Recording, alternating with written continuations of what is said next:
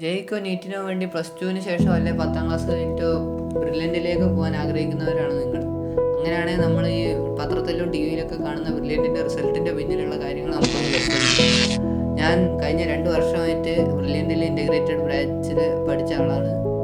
എന്നിട്ട് ജെയ്ക്ക് വേണ്ടിയാണ് പഠിച്ചത്. അപ്പോൾ നമുക്ക് ബ്രില്യൻറ്റിൽ ഒരിക്കലും ഒരു പരസ്യമല്ല, എന്താണെന്ന് എൻ്റെ നേർക്കാഴ്ചയാണ് ഞാൻ പറയുന്നത്. എന്താണെന്ന് വെച്ച് കഴിഞ്ഞാൽ അവിടെ നമുക്ക് ഏറ്റവും അഡ്വാൻറ്റേജ് ആയിട്ട് കിട്ടുന്നത് എന്താണെന്ന് വെച്ച് കഴിഞ്ഞാൽ പിയർ പ്രഷറാണ്. എന്താണെന്ന് വെച്ച് കഴിഞ്ഞാൽ ഞാൻ പോയ അന്ന് തന്നെ ഭയങ്കര ഡെസ്പായിരുന്നു. ഫാമിലി വിട്ട് നിൽക്കുന്നതുകൊണ്ടുള്ള, ഹോസ്റ്റലിൽ നിൽക്കുന്നതുകൊണ്ടുള്ള പ്രശ്നങ്ങളൊക്കെ ആയിരുന്നു. അപ്പോൾ ആദ്യത്തെ കുറച്ച് മാസങ്ങൾ തന്നെ എന്ന് പറയാം. പക്ഷേ അത്രയും കാലം എനിക്ക് തീരെ ഒന്നും താല്പര്യമില്ലാത്ത, ഭയങ്കര വിഷമത്തിൽ ഒരുതരം ഡിപ്രഷൻ ആയിരുന്നു എന്ന് പറയാം.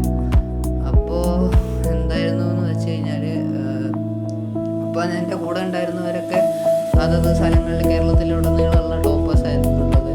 അപ്പോൾ എൻ്റെ ജില്ലയിൽ നിന്ന് തന്നെ കുറച്ച് പേര്, അതായത് 1-2 പേര് മാത്രമായിരുന്നു ഉള്ളത്. അത്രയും നല്ലൊരു എക്സ്പോഷറാണ് ബ്രില്യൻറ്റ് കിട്ടുന്നത്. അപ്പോൾ അവരുടെയൊക്കെ മാർക്കും ഒക്കെ കണ്ട് നമ്മളെ കണ്ണ് തള്ളി പോകാറാണ് പതിവ്. അപ്പോൾ അങ്ങനെ അവരുടെ കൂടെ പൊരുതി അങ്ങനെയൊക്കെയാണ് ജീവിച്ചുകൊണ്ടിരുന്നത്. പിന്നെ ഉള്ളത് ബ്രില്യൻറ്റിൻ്റെ സ്റ്റഡി മെറ്റീരിയൽസ് ആണ്. അതും ബ്രില്യൻറ്റിലെ എക്സ്പേർട്ടായ സാറന്മാർ വളരെ കഷ്ടപ്പെട്ട് ഓരോ വർഷവും അപ്ഡേറ്റ് ചെയ്തുകൊണ്ടിരിക്കുന്ന സ്റ്റഡി മെറ്റീരിയൽസ് ആണ്. അപ്പോൾ അത് മെയിനായിട്ട് ഒരു ലോഡ് സ്റ്റഡി മെറ്റീരിയൽസ് നമുക്ക് തരും. പക്ഷെ അതൊന്നും ചെയ്ത് തീർക്കുക എന്ന് പറഞ്ഞു കഴിഞ്ഞാൽ 2 വർഷത്തിനുള്ളിൽ പ്രാക്ടിക്കലി ഇമ്പോസിബിൾ എന്ന് തന്നെ പറയാം. കാരണം എന്താണെന്ന് വെച്ച് കഴിഞ്ഞാൽ ഒരുപാടധികം മെറ്റീരിയൽസ് നമുക്ക് തരും. അത് പോരാത്തതിന് നമുക്ക് ലൈബ്രറി ഫെസിലിറ്റി, അങ്ങനെ നമ്മളെ മെറ്റീരിയൽസ് കൊണ്ട് മൂടും. പക്ഷെ നമ്മൾക്ക് വളരെയധികം സെലക്റ്റീവായിട്ട് ചെയ്യുന്നതിലാണ് കാര്യം. കാരണം അതിൽ നമ്മൾ ഏറ്റവും ഇമ്പോർട്ടൻ്റ് ആയി ചെയ്യേണ്ട ഈ വർക്ക് ബുക്കും JC ഒക്കെ ഉണ്ട്. അതായത് ക്ലാസ് നോട്ടും വർക്ക് ബുക്കൊക്കെ ഉണ്ട്. അതിൻ്റെ അകത്തുള്ള ക്വസ്റ്റ്യൻസാണ് വളരെയധികം നമ്മളെ ഇമ്പോർട്ടൻസ് ഉള്ള ക്വസ്റ്റ്യൻസ്. അതാണ് ആദ്യം നമ്മൾ ചെയ്തു തീർക്കേണ്ടത്. അതിന് ശേഷം സമയം കിട്ടുന്നതിനനുസരിച്ച് മാത്രമാണ് നമ്മൾ ബാക്കിയുള്ള ബുക്കൊക്കെ ചെയ്യേണ്ടത്. നേരെ പോയി ലൈബ്രറി ബുക്ക് എടുക്കുന്നത് ഭയങ്കര ഈ കുറച്ച് വർഷത്തെ, അതായത് 2 വർഷത്തെ പ്രിപ്പറേഷനെ സംബന്ധിച്ച് അതൊരു നല്ല തീരുമാനം എനിക്ക് തോന്നുന്നില്ല. കാരണം എന്താ വെച്ച് കഴിഞ്ഞാൽ അത് 6 വർഷമായിട്ടൊക്കെ പ്രിപ്പയർ ചെയ്യുന്നവർക്കാണ് ആ ബുക്സൊക്കെ തീർക്കാനുള്ള സമയവും അതിനനുസരിച്ചുള്ള ഇതൊക്കെ കിട്ടുന്നത്. പിന്നെ ഉള്ളത് എന്താണെന്ന് വെച്ച് കഴിഞ്ഞാൽ അവിടുത്തെ ഫുഡും അങ്ങനത്തെ കാര്യങ്ങളൊക്കെ വളരെ നല്ലതായിരുന്നു. ഞങ്ങളൊരു സ്കൂളിന്, ഈ ബ്രില്യൻറ്റും ഒരു സ്കൂളും കൂടി കൊളാബ് ചെയ്തിട്ടാണ് ഈ ഇൻ്റഗ്രേറ്റഡ് പ്രോഗ്രാം നടത്തുന്നത്. അപ്പോൾ അതൊക്കെ വളരെ നല്ല രീതിയിലായിരുന്നു. ബ്രില്യൻറ്റിന് വേണ്ടി സ്കൂളുകാർ നല്ല സഹകരണമായിരുന്നു. പിന്നെ എടുത്തു പറയേണ്ട കാര്യം എന്ന് പറഞ്ഞു കഴിഞ്ഞാൽ ബ്രില്യൻറ്റിലെ മെൻറ്റർഷിപ്പാണ്. അത് ഞങ്ങൾക്ക് കിട്ടിയിരിക്കുന്ന മെൻറ്റർ വളരെയധികം നല്ലൊരു സാറായിരുന്നു. അതായത് വളരെ നമ്മുടെ കൂടെ നിന്ന് നമ്മളെ എല്ലാ കാര്യങ്ങളും അന്വേഷിച്ച് എല്ലാം നോക്കി നടത്തുന്ന ഒരു നല്ലൊരു സാറായിരുന്നു ഞങ്ങൾക്ക് മെൻറ്ററായിട്ട് കിട്ടിയിരിക്കുന്നത്.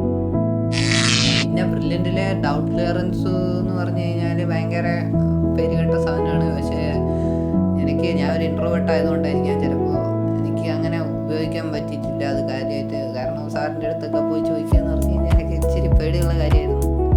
അതുകൊണ്ട് ഞാൻ അത്യാവശ്യം, പിന്നെ ബ്രില്യൻറ്റ് ആപ്പിൽ ഉണ്ടായിരുന്ന AI ഡൗട്ട് ക്ലിയറൻസ് ഫെസിലിറ്റി അത് വളരെ ഉപയോഗിച്ചിരുന്നു ഞാൻ. പിന്നെ ഉണ്ടായിരുന്ന ബ്രില്യൻറ്റിൻ്റെ ആപ്പ് എടുത്തു പറയേണ്ടതാണ്. വളരെയധികം മെറ്റീരിയൽസും റിസോഴ്സസും മൊത്തം ഒറ്റ ആപ്പിൽ. അത് വളരെയധികം നല്ലൊരു ആപ്പായിരുന്നു. ഈ ലേണിംഗ് ആപ്പ് അത് മാക്സിമം ഉപയോഗിക്കാൻ പറ്റും. ഇഷ്ടംപോലെ ടെസ്റ്റ് ഉണ്ട്. അതൊരിക്കലും മനുഷ്യരെ കൊണ്ട് ചെയ്ത് തീർക്കാൻ പറ്റില്ല എന്ന് എനിക്ക് തോന്നുന്നു. അത്രയധികം ടെസ്റ്റ് ബ്രില്യൻറ്റിൻ്റെ ആപ്പിൻ്റെ അകത്തുണ്ട്. അപ്പോൾ അത്രയൊക്കെ തന്നെ ഉള്ളൂ. ഇതൊക്കെ ശ്രദ്ധിച്ച് വേണം ബ്രില്യൻറ്റിൽ പോകാൻ. കാരണം നമുക്ക് അവിടെ പോകുന്നവർക്കൊക്കെ റിസൾട്ട് കിട്ടണം നിർബന്ധമില്ല. നമ്മൾ അവിടെ ഇഷ്ടംപോലെ, ഞങ്ങളെ ബാച്ചിൽ തന്നെ JEക്ക് വേണ്ടി ഒരു 8,000 പേരിൻ്റെ അടുത്ത് ഉണ്ടായിരുന്നു എന്നാണ് എൻ്റെ വിശ്വാസം. പക്ഷേ അതിൽ വളരെ കുറച്ച് പേര്, ഒരു 100 പേര് 150 പേരിൽ അങ്ങനെയാണ് IITയിലോട്ടൊക്കെ എത്തുന്നത്. പിന്നെ കുറേയധികം പേർക്ക് അഡ്മിഷൻ കിട്ടുന്നുണ്ട് വേറെ നല്ല നല്ല കോളേജുകളിൽ. പക്ഷേ എന്താ മെയിൻ കുഴപ്പമെന്ന് പറഞ്ഞു കഴിഞ്ഞാൽ ഇതിൻ്റെ ഇടയിൽ വരുന്ന ഡിസ്ട്രാക്ഷൻസ് ആണ്. ഈ 2 വർഷം എന്നൊക്കെ പറഞ്ഞു കഴിഞ്ഞാൽ ലോങ് പീരീഡാണ്. അപ്പോൾ എൻ്റെ കൂടെ ഉണ്ടായിരുന്നവർ കുറേ പേർക്കൊക്കെ അതാണ് പറ്റിയത്. കാരണം ബ്രില്യൻറ്റിൻ്റെ ഈ ലേണിംഗ് റിസോഴ്സായിട്ട് അവർ തരുന്ന ടാബ് അത് നമുക്ക് നമുക്ക് എന്താ പറയേണ്ടത്, വേറെ എൻ്റർടൈൻമെൻ്റ് ഒന്നുമില്ല. 2 വർഷം ഇങ്ങനെ ഒരു ഹോസ്റ്റലിൽ വേറെ യാതൊരു പുറംലോകമായിട്ട് വേറൊരു യാതൊരു ബന്ധമില്ലാണ്ട് ആകെ നമുക്ക് കിട്ടുന്ന എൻ്റർടൈൻമെൻറ്റ് എന്ന് പറഞ്ഞു കഴിഞ്ഞാൽ രാത്രി ഒരു 40 മിനിറ്റിനടുത്ത് ഫോൺ ചെയ്യാൻ തരും.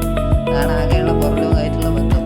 അല്ലാത്ത ഫുൾ സമയവും എന്താ ഇങ്ങനെ പുറംലോകമായിട്ട് ബന്ധമൊന്നും ഇല്ലാണ്ടിരിക്കുമ്പോൾ സ്വാഭാവികമായിട്ടും അതിനുള്ള ടെൻഡൻസി ഉണ്ടാവും. പക്ഷേ അത് നമ്മൾ നിയന്ത്രിക്കുന്നവർ മാത്രമാണ് സർവൈവ് ചെയ്യുന്നത്. പക്ഷേ നമുക്ക് ഓരോ വട്ടം പരീക്ഷ കഴിയുമ്പോൾ നമ്മൾ ചിലപ്പോൾ നല്ലോണം പഠിച്ചായിരിക്കും പരീക്ഷയ്ക്ക് പോകുന്നത്, പക്ഷേ ആ റിസൾട്ട് അതിനനുസരിച്ച് വരില്ല. അങ്ങനെയൊക്കെ വളരെയധികം തളർന്നു പോകാൻ ചാൻസ് ഉണ്ട്. എപ്പോഴും നമ്മളെ പേരൻസ് ആയിരിക്കും നമ്മളെ കൂടെ നിന്ന് നമ്മളെ സപ്പോർട്ട് ചെയ്യുന്നതൊക്കെ. അപ്പോൾ ഇതിൻ്റെ മെയിൻ കാര്യം എന്ന് പറഞ്ഞു കഴിഞ്ഞാൽ നമ്മൾ ഡിസ്ട്രാക്റ്റ് ആയി പോകാണ്ടിരിക്കുക. പക്ഷേ അഥവാ ആയിപ്പോയാലും നമ്മൾ ഉടനെ അത് മനസ്സിലാക്കി തിരിച്ചു വരുന്ന അവിടെയാണ് കാര്യം. പിന്നെ അങ്ങനെ പ്രത്യേകിച്ച് പറയുകയാണെങ്കിൽ നമ്മൾ അതിൻ്റെ അകത്ത് ഇടുന്ന വർക്ക് മാത്രമാണ് മാറ്റർ ചെയ്യുന്നത്. ബ്രില്യൻ്റ് അത്രയും നല്ല എല്ലാവിധ അവസരങ്ങളും നമുക്ക് തരുന്നുണ്ട്. പക്ഷേ നമ്മുടെ ഫൈനൽ റിസൾട്ടിനെ മാറ്റർ ചെയ്യുന്നത് നമ്മൾ ഇടുന്ന വർക്ക് മാത്രമാണ്. എത്ര എഫേർട്ട് ഇടുന്നോ നമ്മൾ അത്രയധികം റിസൾട്ട് നമുക്ക്